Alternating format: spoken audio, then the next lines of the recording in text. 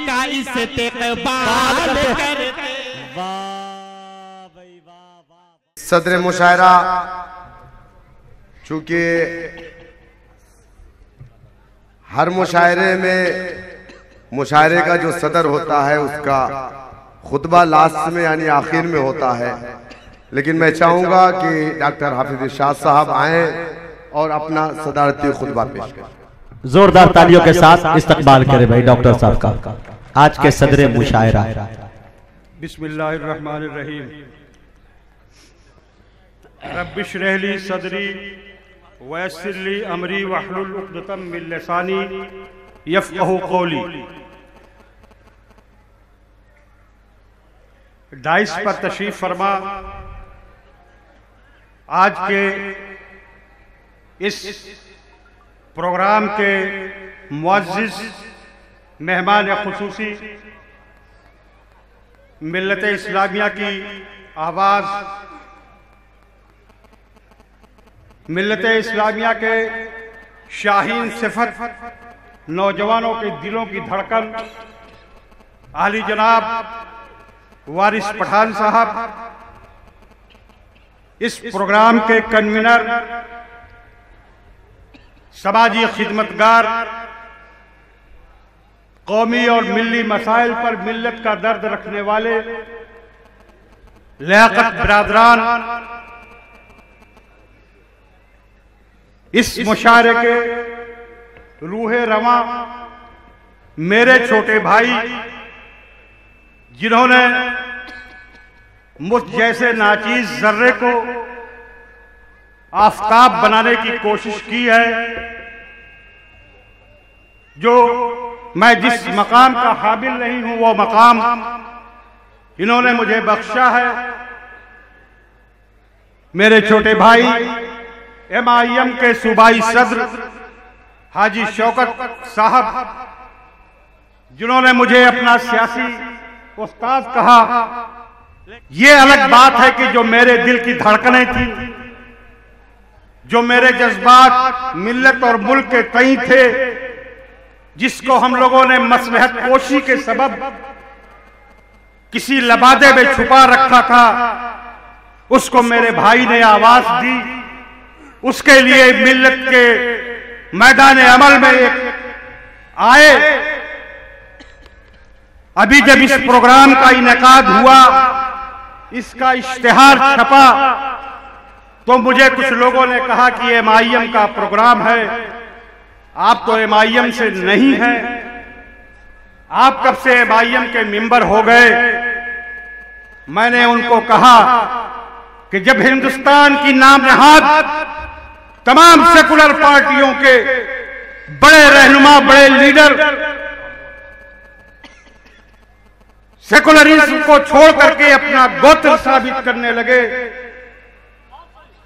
और हक परस्ती से हट करके एक जारे कौम परस्ती की तरफ आगे बढ़ रहे हैं, तो अगर मैं कम्युनल तो नहीं हो सकता, लेकिन एक मुसलमान हक परस्त जरूर हो सकता है और उसको होना चाहिए। आईने जवां मर्दा हक गोइयो बेबाकी, अल्लाह के शेरों को आती नहीं रूबाही। इसलिए बुजुर्गान कौम, नौजवानान मिल्लत, मैं आप तमाम लोगों से ये कहना चाहता हूं कि कल रहमतुल लिल आलमीन हजरत मोहम्मद सल्लल्लाहु अलैहि वसल्लम की शख्सियत पर जलसा हुआ था और आज ये प्रोग्राम है। ये एक तरह से नातिया मुशायरे का खाका था, लेकिन इसका दायरा वसी हो गया।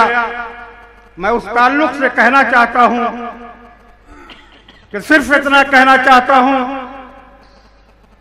कि जब फतह मक्का के वक्त इस्लामी फौजें फातेह की हैसियत से फातिहाना अंदाज में मक्का में दाखिल हुई, तो सबसे पहला ऐलान हजरत मोहम्मद मुस्तफा सल्लल्लाहु अलैहि वसल्लम की तरफ से जो हुआ था वो ये ऐलान था कि ला तसरीब अलैकुमुल यौम, कि आज के दिन किसी से कोई बदला नहीं, कोई मुआखजा नहीं।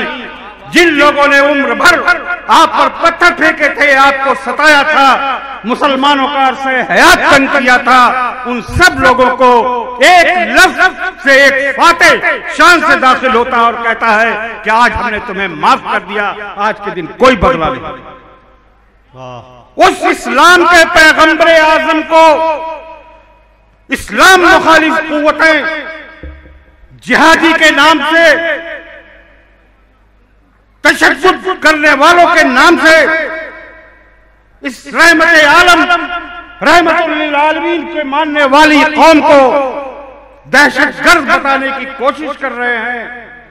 हम समझते हैं कि उनकी गलती कम है, इसमें हमारी गलती है कि हमने अपना रहमतुल आलमीन का जो दर्स हुजूर सल्लल्लाहु अलैहि वसल्लम ने हमको दिया था, उस दर्स से कहीं ना कहीं हमने रूगर्दानी कर दिया।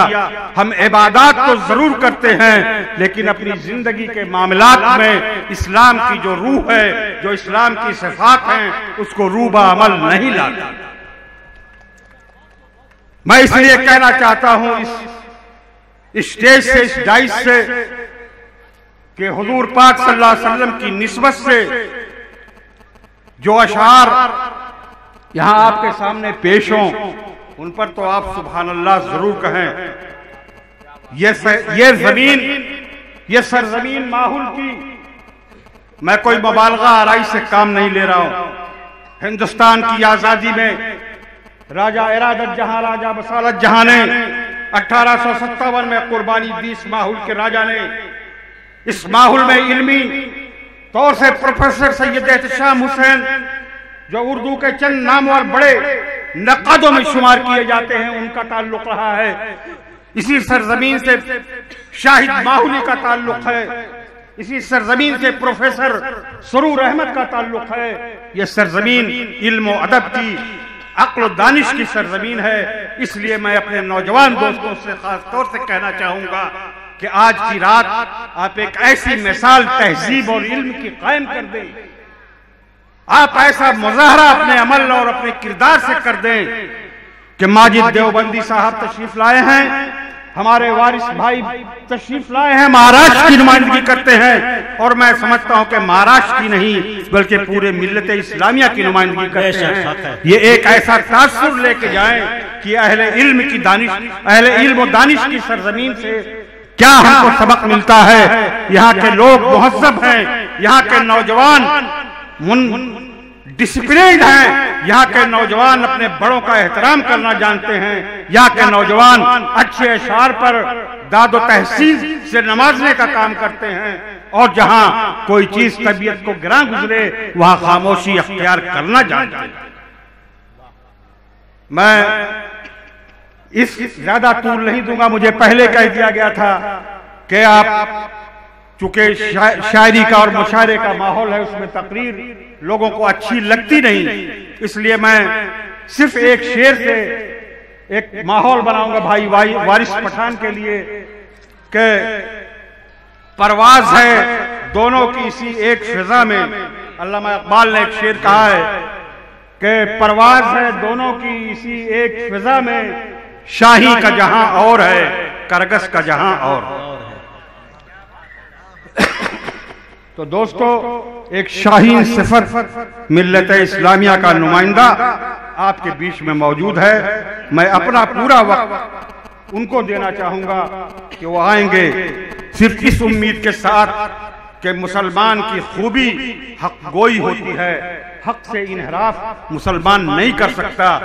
इसलिए वो आएंगे तो आपको अंदाजा होगा कि एक हक गो शाहीन सिफत नौजवान कैसा होता है, और मिल्लत इस्लामिया को कैसे नौजवानों की, कैसे लीडरों और रहनुमाओं की जरूरत है। मैं इसी के साथ अपनी बात को खत्म करना चाहूंगा ये कहते हुए कि मेरे भाई शौकत साहब ने और उनके बरादरान ने जिस रिवायत का आगाज किया है, मैं उम्मीद करता हूं, दरखास्त करता हूं कि ये खूबसूरत रवायत को आप आगे बढ़ाते रहेंगे, और इसका ये मैं समझता हूं ये सदक़े जारिया है एक तरह से, जहां से आप जिंदगी का पैगाम इस मिल्लते मरहूमा को दे रहे हैं। ये मुर्दा कौम को अगर जिंदगी का आप पैगाम दे रहे हैं तो ये सदका जारिया है, ये पैगाम आपका जारी रहना चाहिए।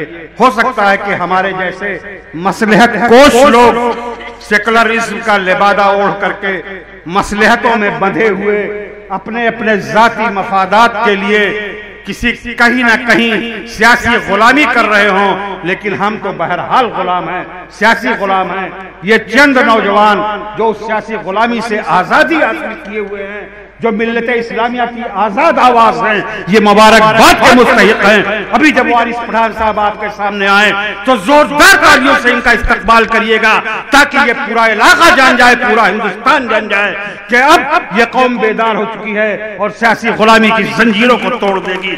बहुत बहुत शुक्रिया। खुदा मुअज़्ज़ज़ सामईन, सदर मुशायरा, कन्वीनर मुशायरा, सरपरस्त मुशायरा, तमाम तर लोगों ने माशाअल्लाह बहुत नेक मशवरों से नवाजा। और यकीनन ये मुशायरे की जो फहरिस्त थी वो नातिया मुशायरा ही की थी, लेकिन वो फहरिस्त कुछ कुशादा हुई। लेकिन मामला ये भी नहीं है कि गजल की वो शायरी चलेगी जिस पे उंगलियां कल सुबह में उठकर अदब नवाज लोग उठाएंगे।